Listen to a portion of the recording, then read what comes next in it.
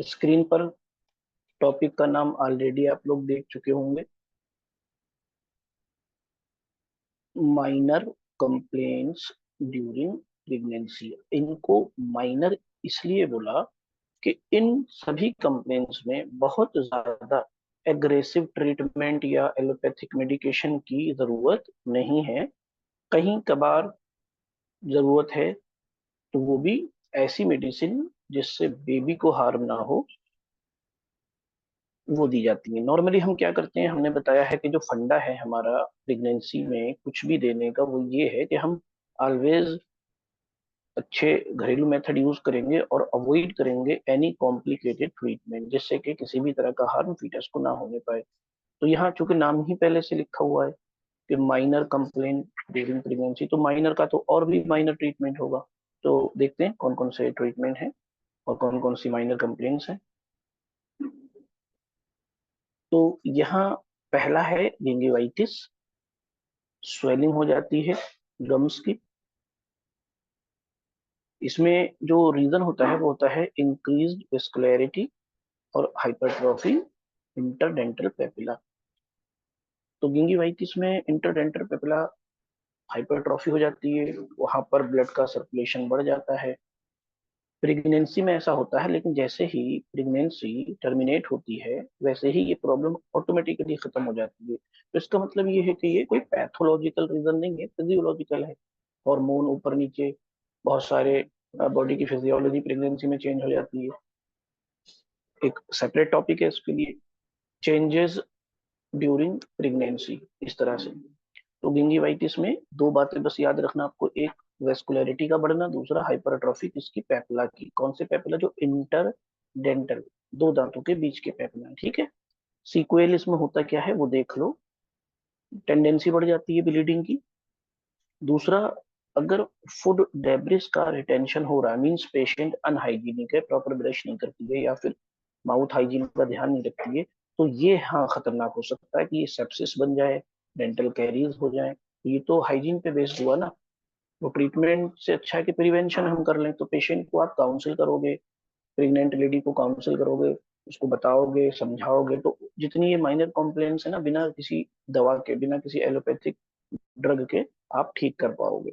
ठीक, तो ये वाला पॉइंट थोड़ा सा ध्यान रखने का है कि फूड डेब्रिस रिटेन ना रहने पाए।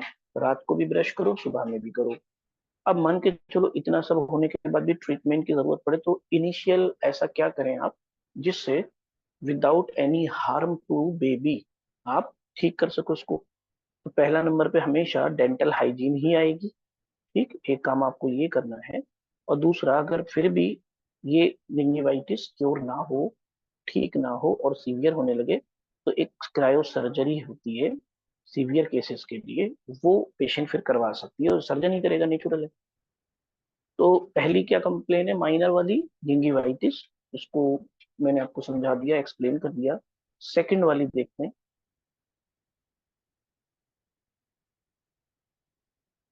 सेकंड वाली है टाइलिज्म।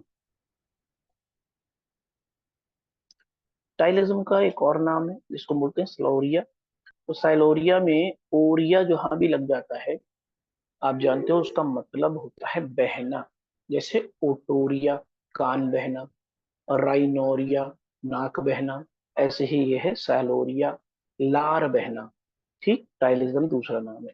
तो इसमें ये मत सोचिएगा कि ऐसा नहीं है कि पहले मान के चलो नॉर्मल कंडीशन में 10 ml सलाइवा आ रहा था तो अब 20 हो गया हो या 30 हो गया हो, अमाउंट सलाइवा का नहीं बढ़ता है। तो फिर क्या होता है, प्रेगनेंसी में कुछ और होता है जिसकी वजह से फील ऐसा होता है कि इसकी लार बहुत बन रही है या बहुत बह रही है। तो वो क्या होता है वो मैं बता रहा हूँ। इसमें इंक्रीज्ड सलाइवेशन, यानी लार बहना इंक्रीज हो जाता है अर्ली इन प्रेगनेंसी का। मतलब जैसे प्रेगनेंसी के अर्ली मंथ चल रहे होते हैं, फर्स्ट ट्राइमेस्टर, उस टाइम पे ये ज्यादा होता है और बाद में अपने आप ये सबसाइड हो जाता है। ठीक है, तो पहले तो ये प्रॉब्लम भी हो गई और इसका ट्रीटमेंट भी यही लिखा हुआ है क्या है। तो पेशेंट को कुछ नहीं करना है, एक ट्राइमेस्टर तो पास होने दो, तो अपने आप शुरू होगा, अपने आप सबसाइड हो जाएगा। अब अमाउंट बढ़ता है या निगल नहीं पाती है सलाइवा को ये फीमेल, तो यहाँ पर failure of patient to swallow, मतलब सलाइवा का सीक्रेशन ही बढ़ा है मुंह के अंदर, इंक्रीज नहीं हुआ, बल्कि उसको स्वेलो नहीं कर पा रही है फीमेल। फिजियोलॉजिकल चेंजेस होते हैं उसकी वजह से। ठीक, तो ये वाला पॉइंट आपको ध्यान रखना है, ये भी पैथोलॉजिकल नहीं है ना। ट्रीटमेंट क्या करेंगे अगर ऐसा कंटिन्यू चल रहा है, पेशेंट का अपने आप सबसाइड नहीं हो रहा है, या उसको दिक्कत है, उसको प्रॉब्लम है, उसको शिकायत है कि नहीं होना चाहिए, तो उससे बोलिए आप डेंटल हाइजीन मेंटेन करो पहले, तो काफी हद तक तो उससे कंट्रोल होगा डेंटल हाइजीन से। अगर स्मोकिंग करती है पेशेंट तो डिस्कंटिन्यू करवाइए। अगर आप कहोगे सर औरतें सिगरेट कहाँ पीती हैं, तो आप गलत फहमी में हो। बहुत ज्यादा हाई सोसाइटी में फीमेल्स भी स्मोकिंग करती हैं, ठीक है।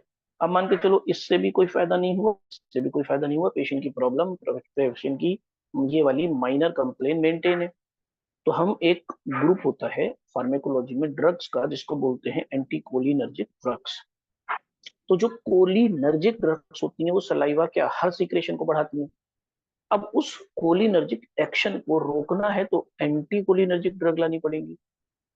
तो हमें अगर कोलिनर्जिक एक्शन मतलब सीक्रेशन, सलाइवेशन, ये कंट्रोल करना है या रोकना है, तो क्या करना पड़ेगा, ड्राइनेस को पैदा करना पड़ेगा उस साइट पर।